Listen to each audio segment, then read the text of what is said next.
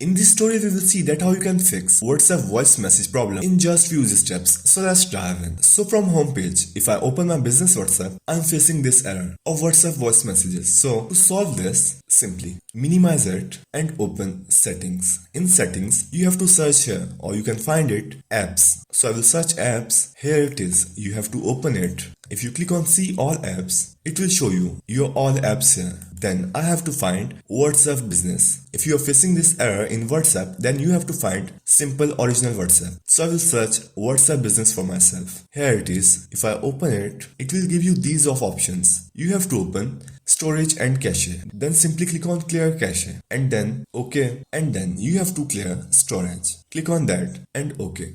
Simply click back and here you will get permissions. If you open permissions, you will see here allowed and not allowed. Now, if you open call logs, it will be don't allow. You have to allow it and click back and simply open camera and simply allow only while using the app. You have to do same with these all that are not allowed like this. After doing this, you can simply minimize it and open Play Store and search for WhatsApp and try to update it. If it's not updated, then simply restart your phone and your problem will be fixed. So that's how you can fix WhatsApp voice message problem in just few steps.